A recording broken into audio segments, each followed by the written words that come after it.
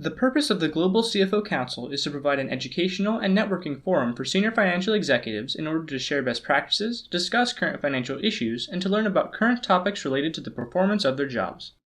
Only really for I'm doing you a favor is and I'm worried that the the sharing might not work back and forth with John. I have pictures I'm not going to show.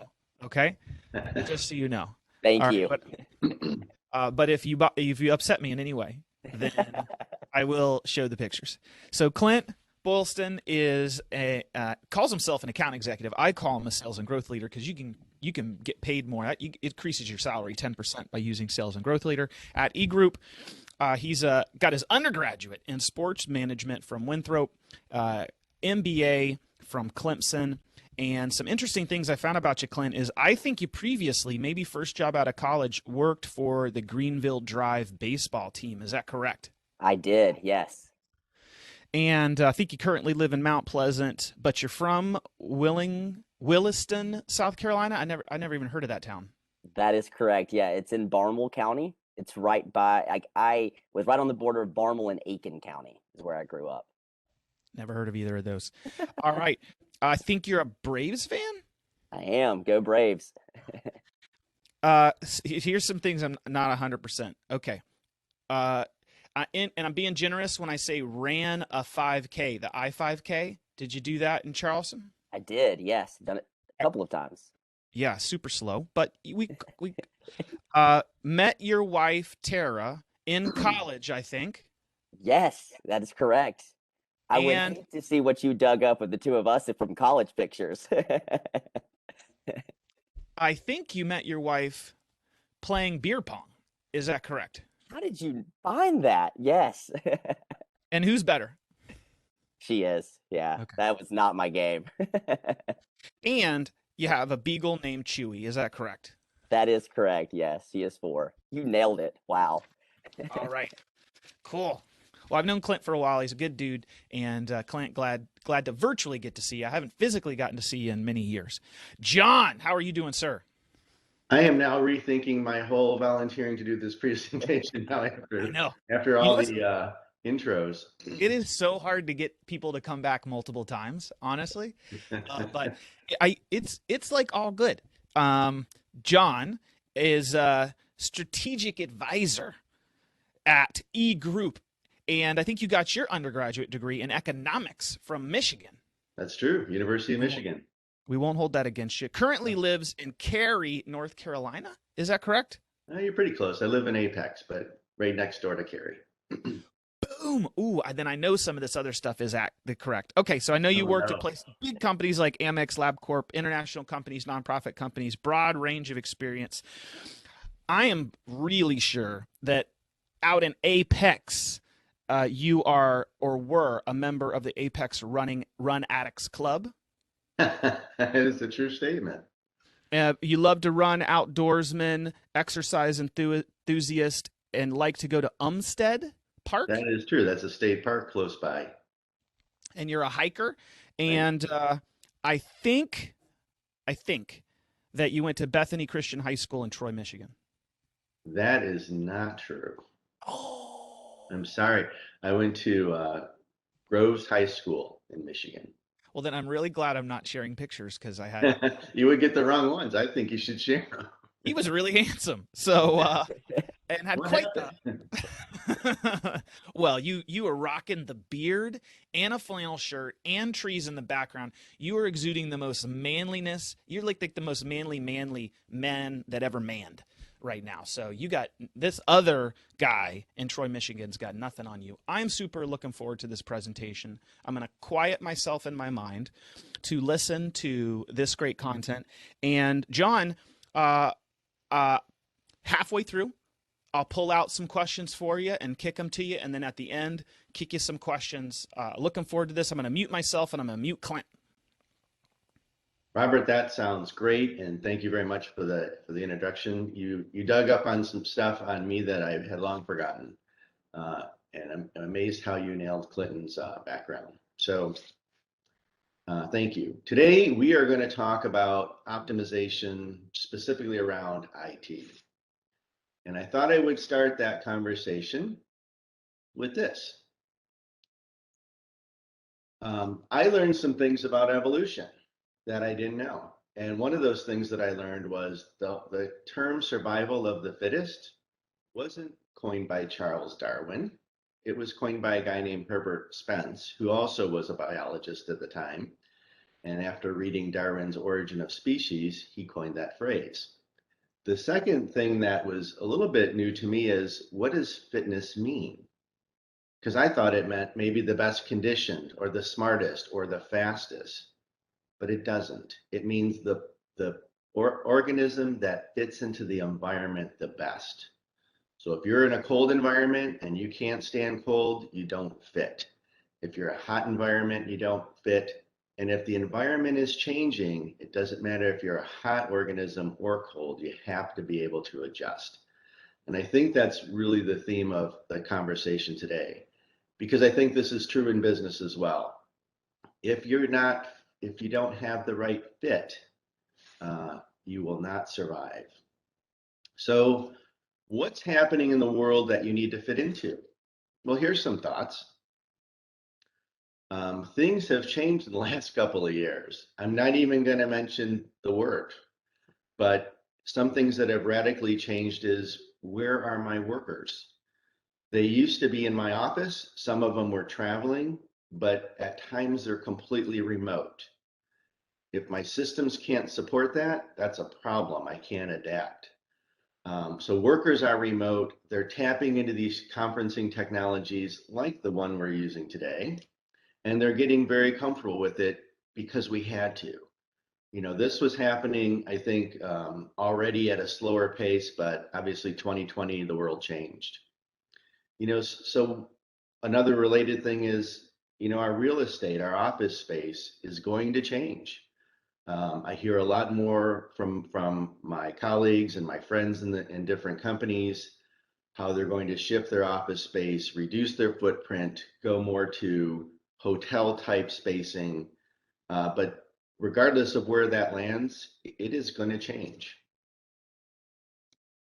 Another thing that's changing in the world today is, I even hate to mention terms like supply chain problems, but we have a supply chain problem. I think if we have to recognize that and not ignore it. And this means a couple different things. It means getting supplies for your business. It means IT getting supplies for your IT. So if there's a new piece of equipment that is needed for your company, I mean, you're going to be facing some supply issues. And it even means how goods and services are delivered. I have a vested interest in education, and I think, boy, education could evolve in some miraculous ways, because the way education was delivered in classrooms and then went remote, you know, I was hoping to see some innovative approaches to remote learning where we could span geographies and hear, you know, MIT lectures from anywhere in the world, which we kind of can a little bit, but you know, broadening and changing education is still possible to evolve that in an amazing way. But the point here is things are changing, and supply chain is going to be a factor. This topic is this particular thing that's changing is security, and this is disappointing. This is sort of the dark side of the world, but you have all probably heard the term ransomware now. That wasn't as prevalent 20 years ago, but it is now. Colonial Pipeline was in the news, you know, last year, I believe it was, suffering some significant problems with people getting inside their organization, encrypting their data, and holding it hostage. This has even spun up a whole new industry around Bitcoin suppliers, because going out and finding quantities of Bitcoin is not an easy venture. So there's a whole new industry that's spin up around people who are collecting Bitcoin. So when companies need them to pay ransomware, they have that available. You know, I'm going to mention some other areas too, things like phishing and spear phishing. Those have also grown. Bad actors are constantly probing our systems for weaknesses. And if you aren't paying attention to security, you may be missing the lion that's lying wait in the grass. And the last area is how we are managing our money. In some ways, we can really make good choices about what technologies we're using, and we provide good technology solutions to our organizations. When we miss, we end up throwing a little money down the drain. And that money, a lot of it is hidden. It could be lost productivity. It could be satisfaction. It could be employee turnover. And unfortunately, that money can be hard to spot as it slowly goes down the toilet. A lot of companies are having a hard time of even knowing what they have in their environment because they're complicated. They're more, there's more parts than can be tracked in some cases. So not knowing the inventory of solutions and equipment that you have, it's definitely a problem. And I think one of the other big areas of waste is having multiple solutions that do the same thing. I'll tell you a little story that a company that I worked for a while ago had 6 different conferencing solutions like WebEx. And the reason they thought that was a good idea was, hey, we always have a way to connect with whomever we're trying to connect with. If one doesn't work, I can just try another one. But what the reality of that was, one was always not working at one time. You had 6 possibilities of things not working. That increases the odds of things not working. On top of it, 6 times the cost. So there's lots of ways that money can slip down the drain. And tying back into the evolution, failure to adapt can drive money down the drain too.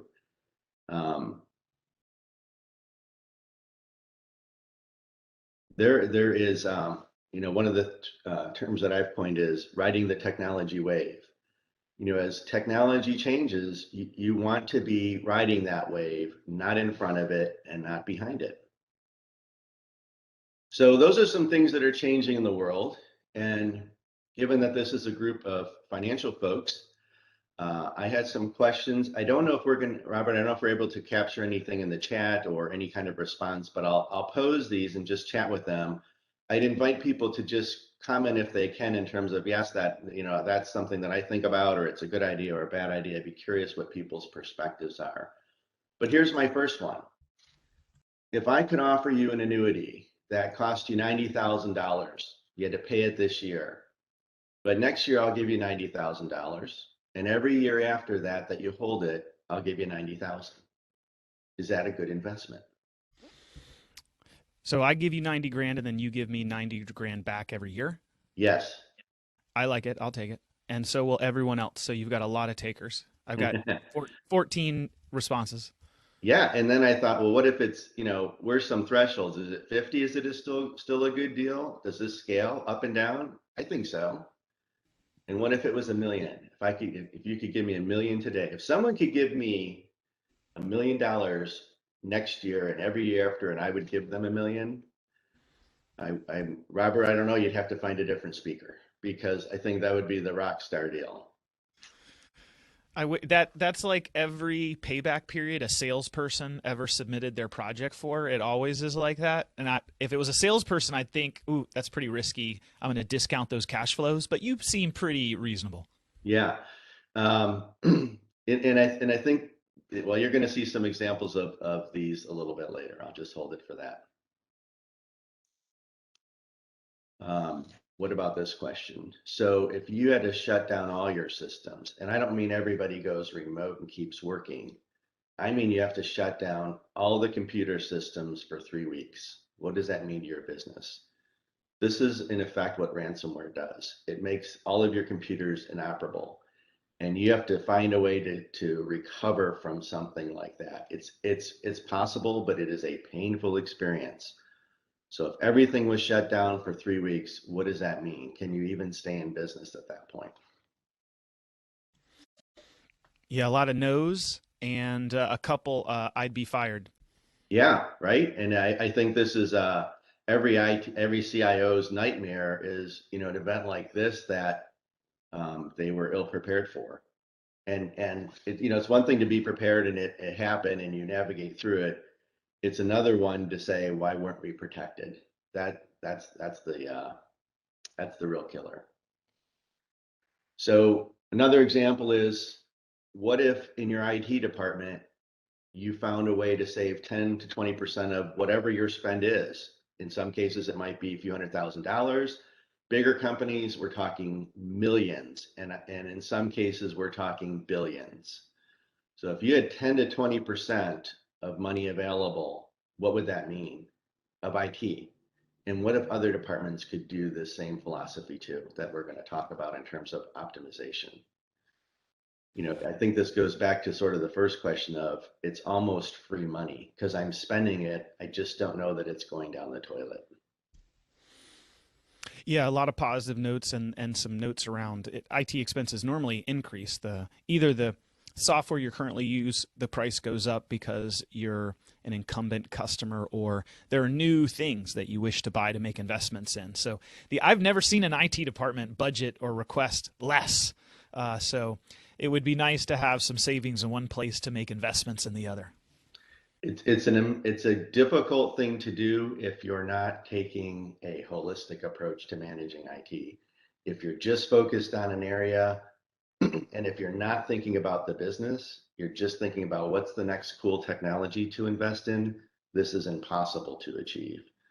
But if you're thinking at it as an operating environment supporting a business, I might suggest it is possible. And Robert, here's my last question, because I think by nature I'm an investor. And as I was looking for different pictures about money and wasteful spending, I actually got a little sick when I saw the money going down the toilet. And I just wondered if I had some kindred spirits on the call. Well, certainly you've got a lot of accountants, so yeah, that makes me angry just thinking about it. I got my back is Did a you? little hurt. Yeah, I might Little tightness in the back. Yeah, I'm going to the chiropractor. Yeah, I have never, I've never really thought about, I shouldn't say never. I think about value more than price. And wasting money to me, my dad used to say, getting a speeding ticket is like taking some money and throwing it in the garbage. And wasting money, I think, is one of the biggest sins. So how do you sort of tackle, your IT and maybe achieving some of the things I talked about? Well, here's the big one. I think it's critical to understand what your business does, and I'm not talking about the CFOs and the other C leaders, but for the technology team and absolutely the technology leader, they've got to understand what the business is. And they have to have a good handle on, what is the business trying to do? Are you trying to grow? Are you trying to acquire new companies?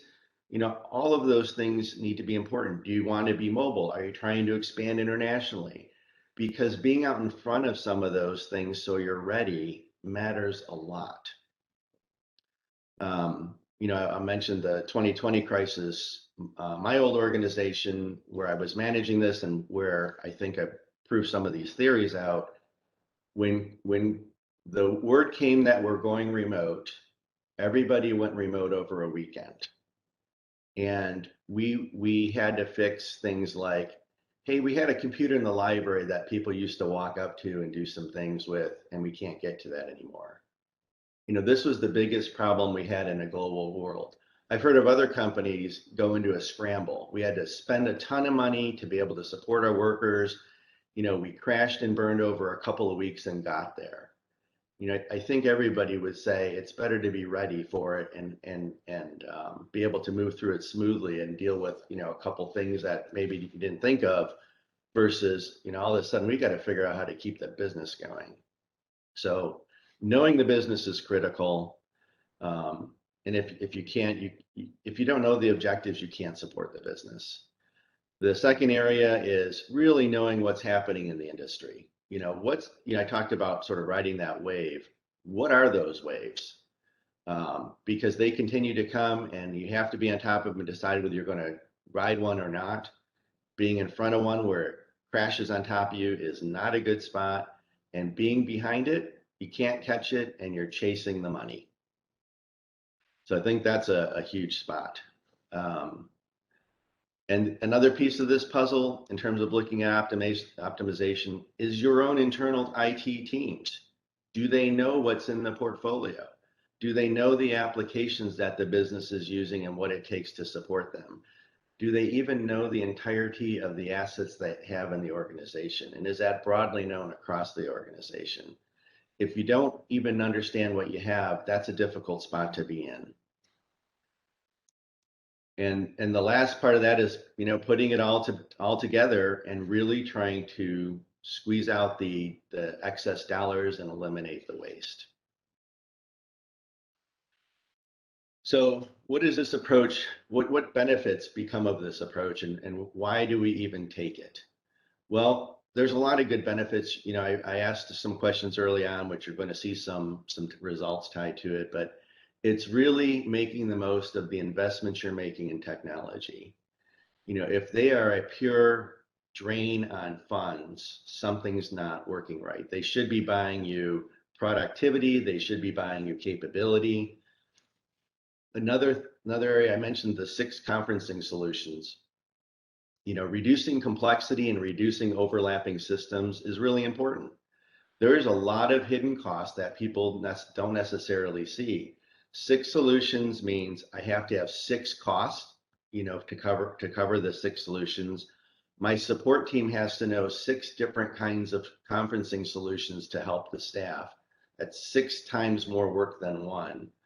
And just as a side note, we went from 6 to 2 to 1.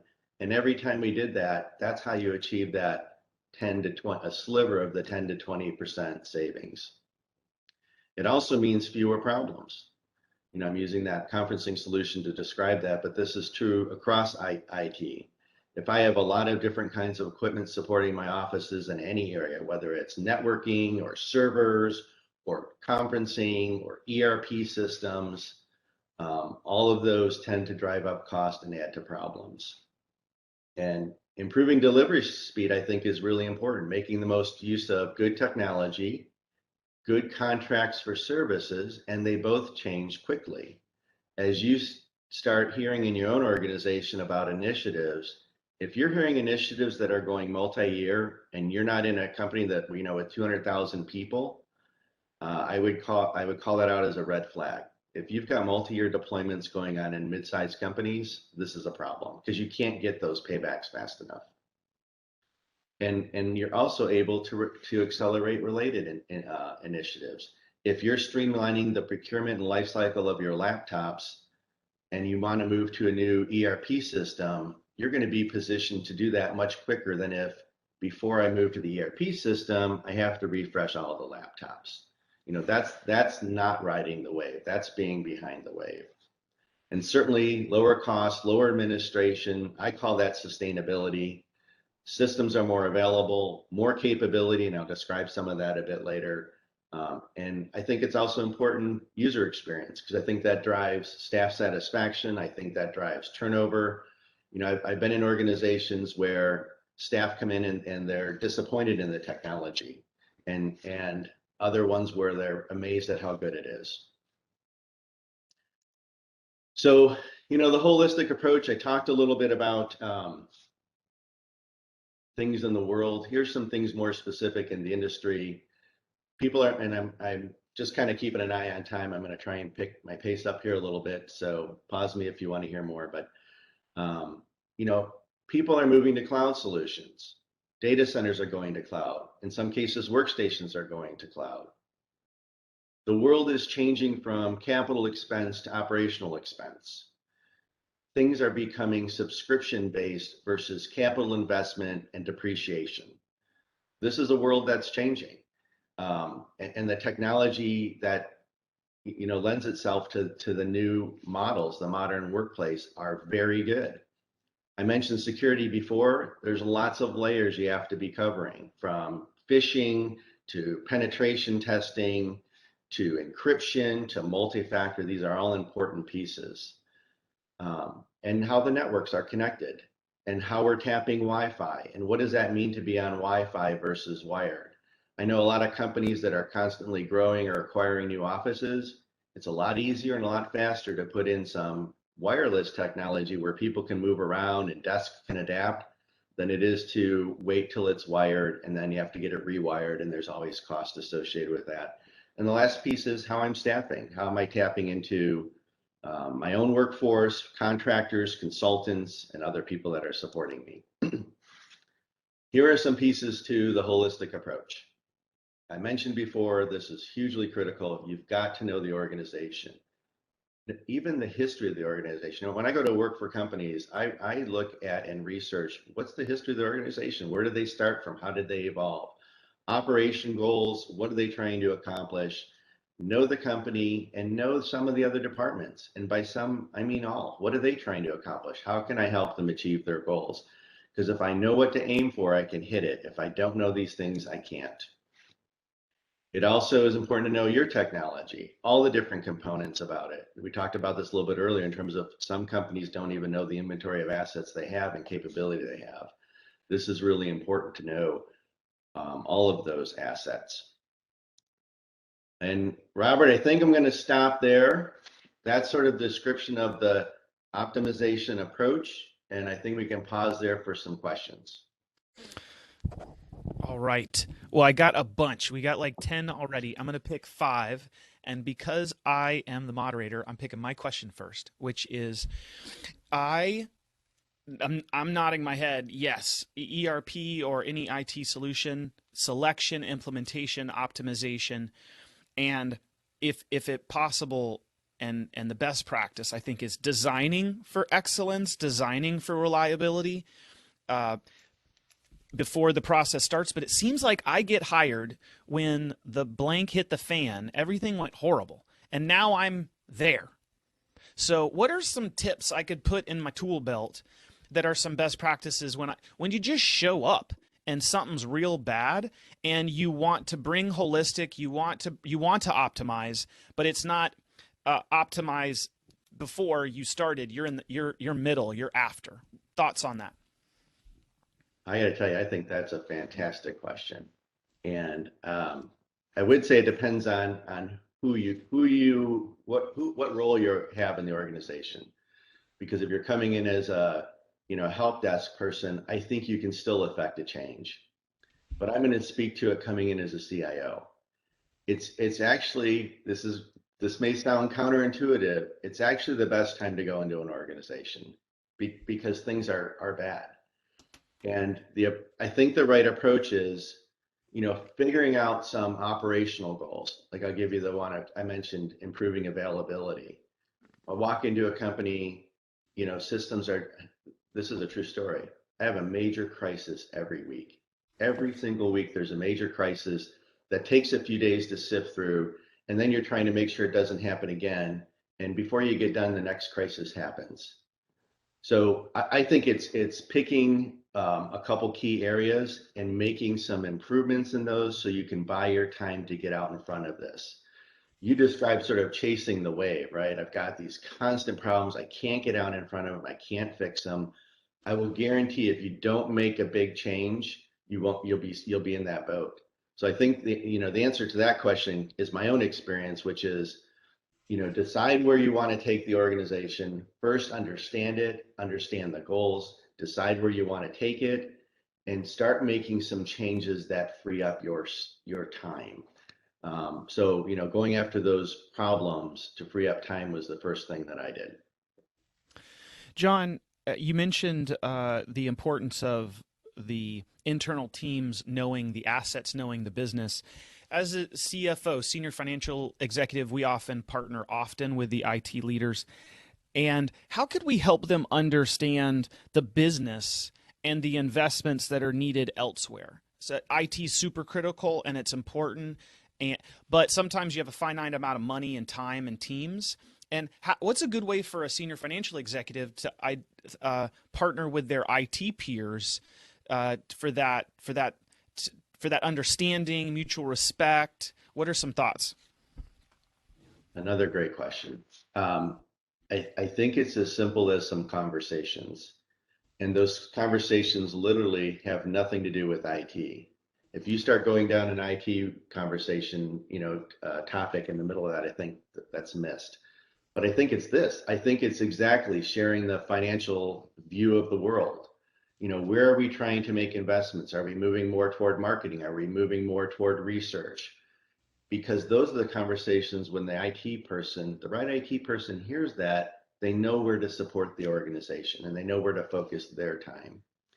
I think it's a conversation regularly, maybe quarterly, maybe more, maybe, depending on how off it is, maybe it's every month.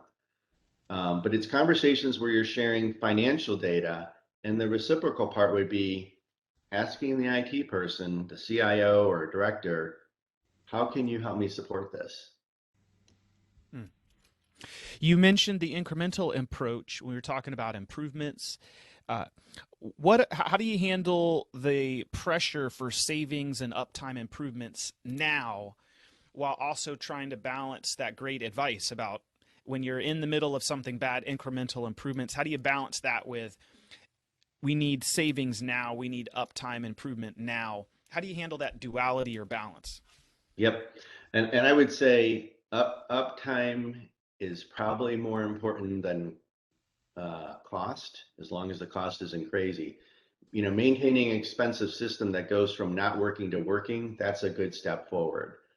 I think, again, it's having a holistic approach of where you're going, but I'll give you a very specific example. What I was talking about before, in terms of, we had problems with email being down, backups not working, for the email, and we had to buy more disk space to accommodate it. So now we're looking at systems that don't work, that need expense.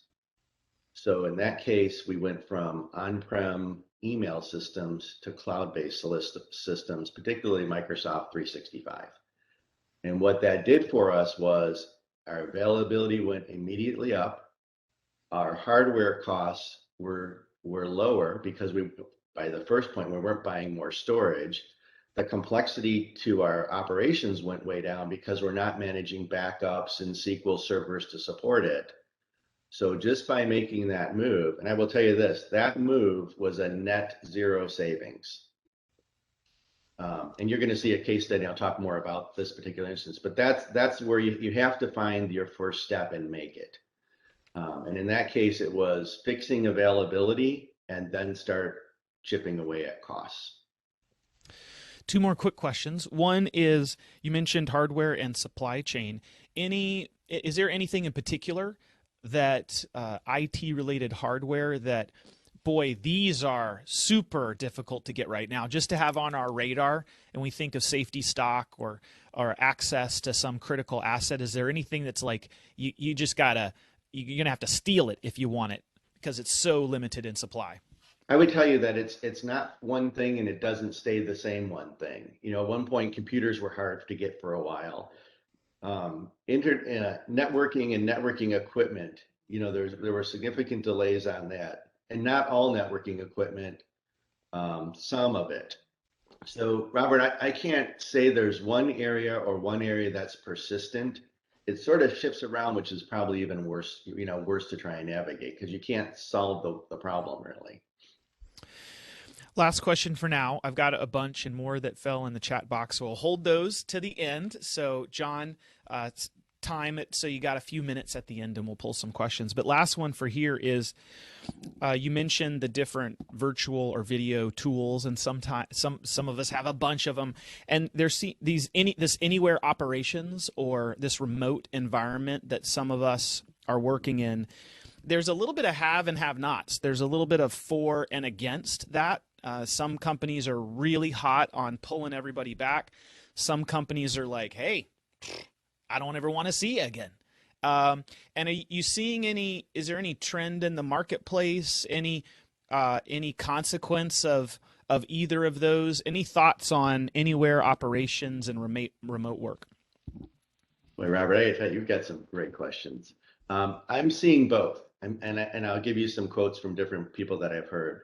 I was talking with a customer 2 days ago, and they are all on site. They want to be on site. They're just going to stay on site.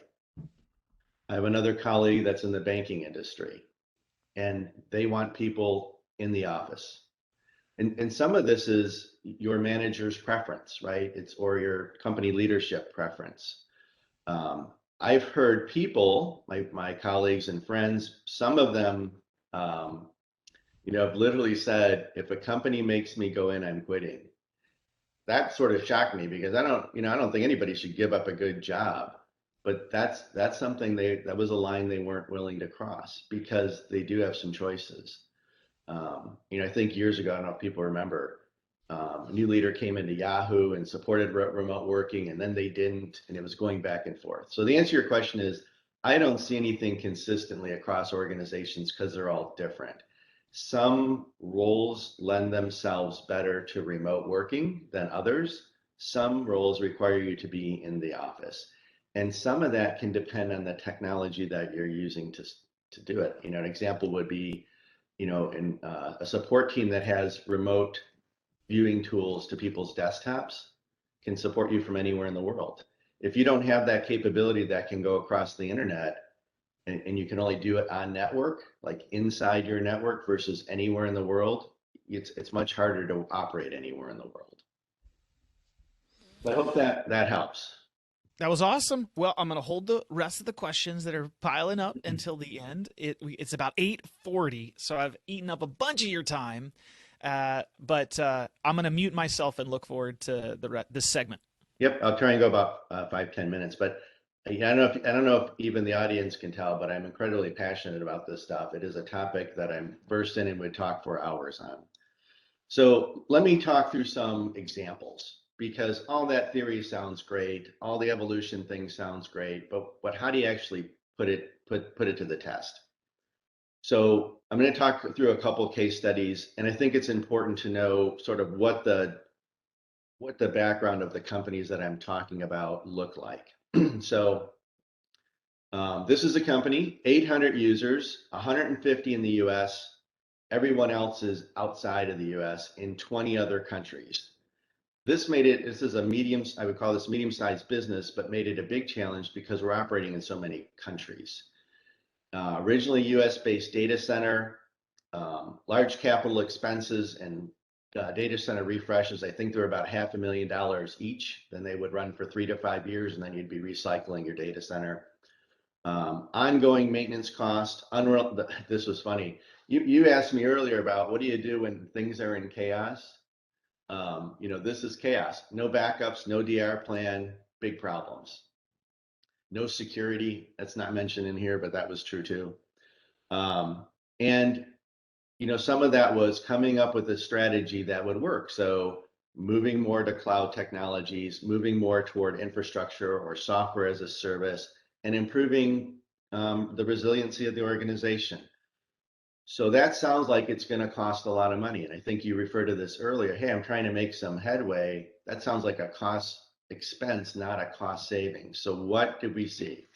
Well, and if you remember me asking you this question earlier, it was expenses reduced by 10 to 20 annually. And that included the cost from us to move to old solutions to new solutions. I think this alone is huge. And I would tell you those savings came earlier in bigger quantities, and later over a few years, 3 years later, they were a little tougher to suss out because we were getting so good. I'm going to call the attention to the chart on the left. Operating around 3.2 million was our starting point, ending up at just below 2 million. Staff costs stayed roughly the same. We were taking on more responsibility, and we were optimizing our staffing arrangements too by leveraging managed service agreements or leveraging technical service agreements. But this is that reduction over 3 years, 10 to 20% annually, including the cost we were experienced moving from one technology to the other. This speaks to that.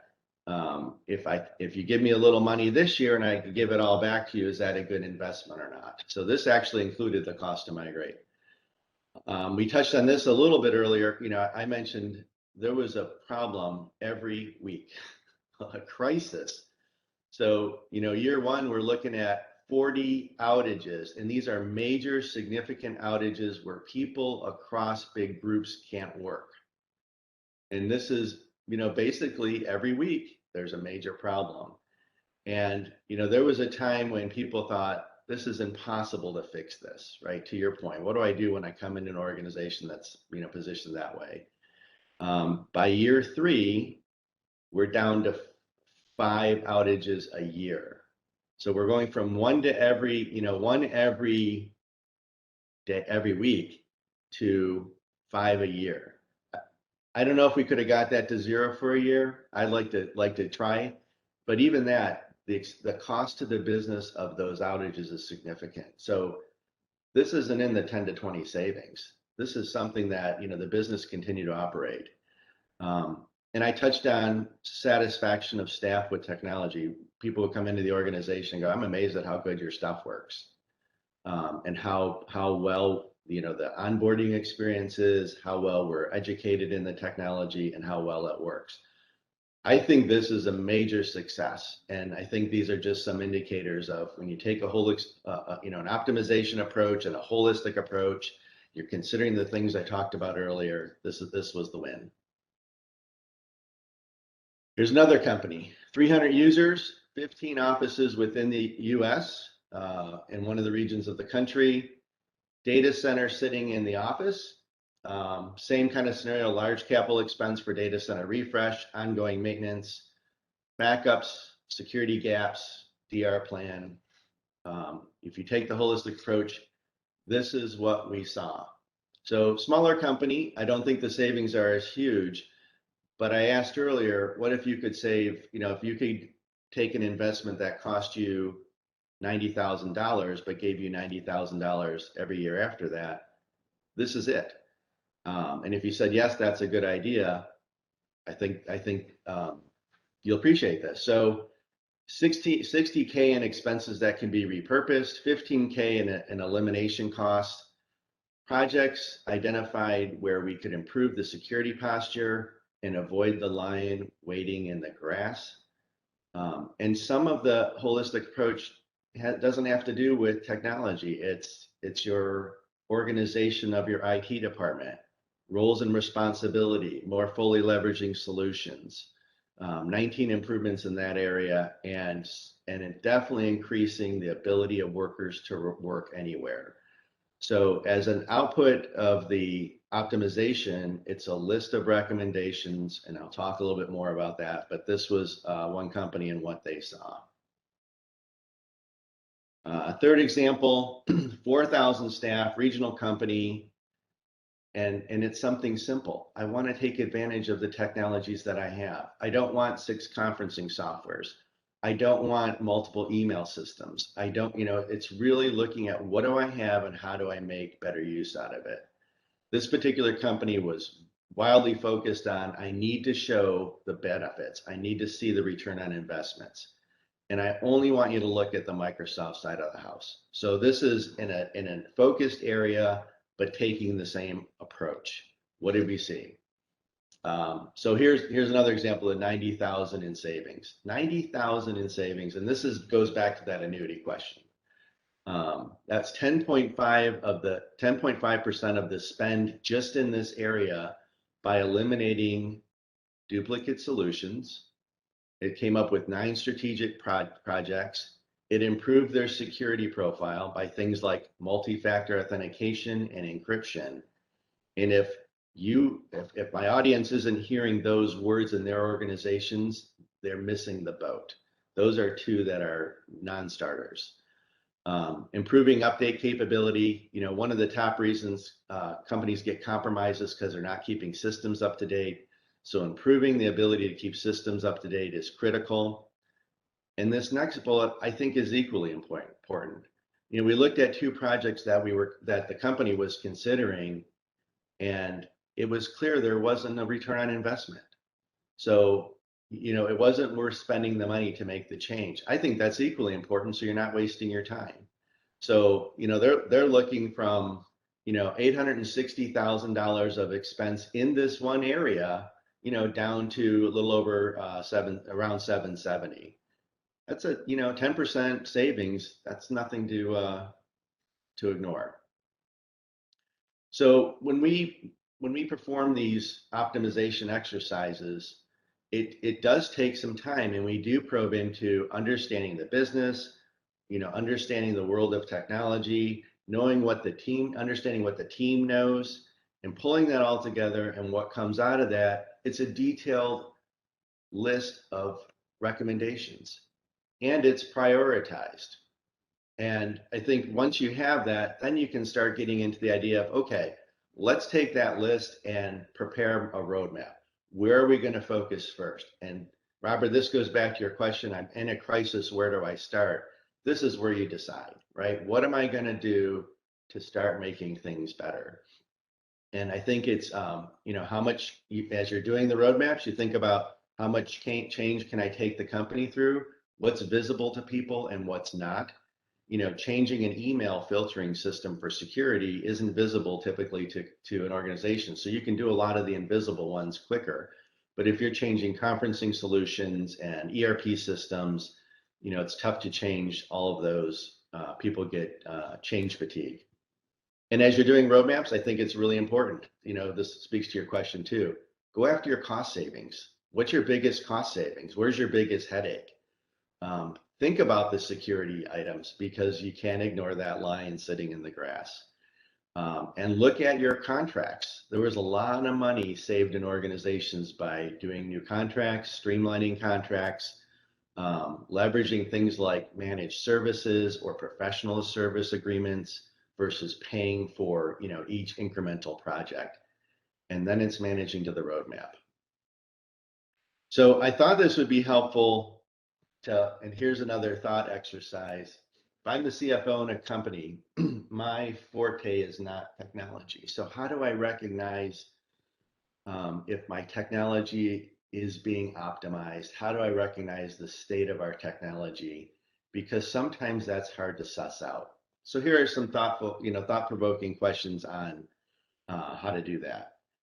If you ask your technology leader a question, do you get a simple answer or is it complicated? Here's an example. Hey, are our systems protected against ransomware? Yes. Here's how we do it. Or, well, it depends. If you're in this office, we have this kind of protection, but if you're over here, we have this other kind of protection, and it's not fully rolled out. We didn't get a chance. And if that conversation start dragging on, I think those are yellow flags.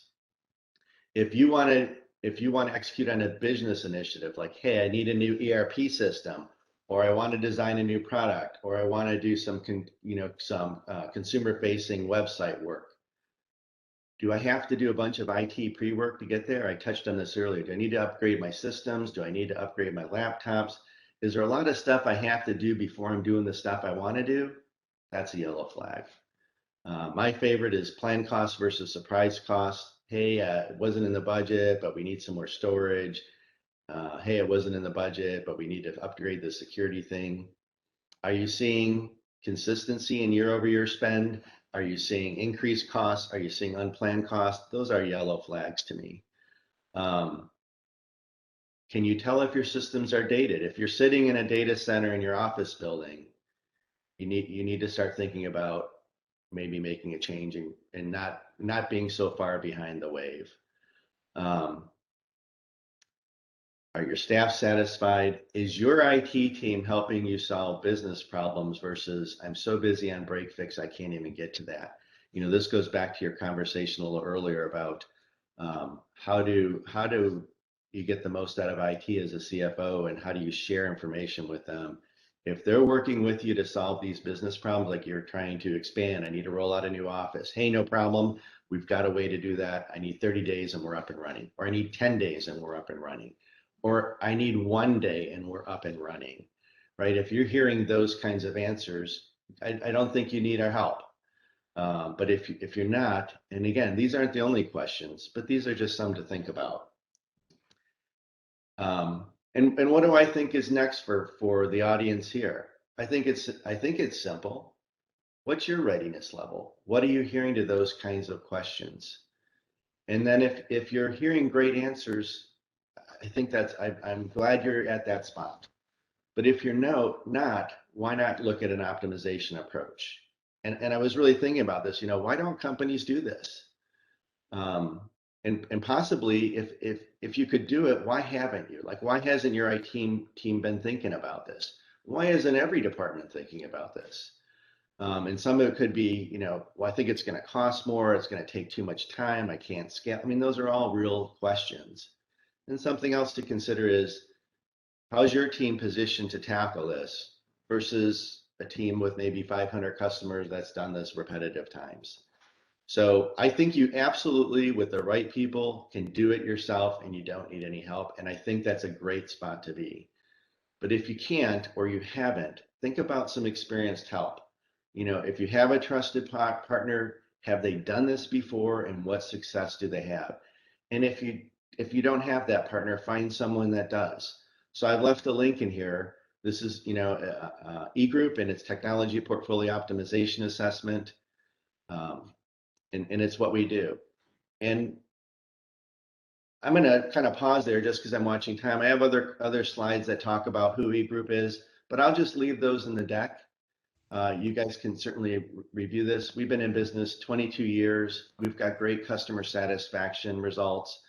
This is I come from outside eGroup, and all cards on the table. eGroup was a vendor of mine. I thought they were such a good organization. I wanted to work for them. They're one of the best consulting organizations out there. So there's where I think the next step is. I'll pause there for questions or anything else you want to talk about, except my background in terms of where I was in high school. All right. Great job, John. I'm going to hit you rapid fire with a couple questions. First is that I'm going to combine 3 or 4. Any thoughts on in a remote setting, that the PCI standards for credit cards or human resources or customer information, there's regulation and compliance, maybe written in an on-prem, everybody working in an office situation, but now we have people working remote. Any thoughts on best practices around regulation and compliance, whether it's PCI, HR, customer info? What are your thoughts on that? A couple of thoughts. One is, there's different parts of that. Some of it is where that data is stored and located is subject to different regulations and requirements. So knowing where you're going to keep the data and where's the optimal data, where's the optimal space to keep it, whether it's in the US, outside the US, Europe, other countries, you do have to be familiar with what those laws and regulations are. GDPR is a great example of something more recent where, if you're in the European community, there's certain requirements. And it also affects folks in the US. So knowing the location of where the data is matters, and then how people are accessing the data also matters. So making sure you have the proper controls and security in place to do that. Some countries will not let you take the data outside the country, so you have to make sure that people are accessing it securely, but data never leaves. So it really depends on some specifics around that, but certainly the geography of where the data is stored, how people are accessing, what methods they're using, and how you're protecting all factor into that. John, I actually have in my personal goals for the corporation partnering with our IT leader and our data analytics leader a 3-year digital tech roadmap. And so I'm taking notes here. What would you say, Robert, step 1 or one tip as I'm doing that and I want to map everything? What's some go-to advice as I begin this? Yeah, I think if I'm hearing you right, you're talking about analytics, business intelligence, IT, and so it's most likely financial. I think the best advice I could give you is clearly define what you're after. What do you want it to look like when you've got it? Right? And if you can't, come up with a couple of samples that can provoke some thoughts where you can clearly define it. If you're just beginning the business intelligence journey or the analytic journey, start simple, right? Don't start with your most complicated report because it'll take the longest and it'll be difficult to get there. So I'd say start simple. Have a clear understanding of what you're after, draw it on a piece of paper or a napkin. Here's the report I'm looking for. Can I get this? Right? Here's the analytics I want to do. Do I want to even add in some artificial intelligence to do some analysis? Right? Those I think are questions you can answer. In some ways, it's identifying the business objectives so that the IT person and the business analyst can hit those things. And then it's picking some good technology, pilot it, see if you can deliver the results, and be honest about those. And it's okay if you miss, and it's okay if you have to adjust, and it's okay if you have to shift, because you can do that if you're starting with something simple versus complicated. John, you mentioned data, and we talked about analytics and predictive analytics. What are your thoughts on bad data equaling bad decisions? Absolutely. This is I think Joe Biden answered one of the best questions in the press conference. What do I think about it? I think it's bad. And just pause there. I think he said, are you confident with Kamala Harris's performance? He said, yes. I don't know what else there is to say past that. Bad data gets you bad answers. Absolutely. I think the trick is there any way to cleanse that data or suss out what you can that you can make some decisions with? There's lots of great tools that help you sort of fill in gaps. Last question. This one made me smile. It made me think also. How far off are we from having these kind of meetings in the metaverse? AR, VR, either company meetings, or is the Global CFO Council going to be meeting in the metaverse? Any thoughts on that as a futurist and technologist? You might not like this answer, because my answer is that's not actually new. That's been talked about for a long time. I would not prefer it. I'd rather be face to face with somebody talking to them. Remote sessions, particularly with video, are good. But for strategy planning and for think tanks, there's some dynamic about being with each other.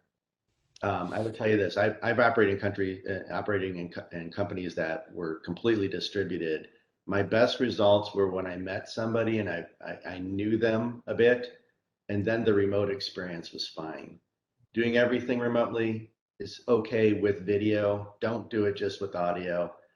Metaverse, I don't know, maybe have to see what that looks like, but just off the cuff, not a fan.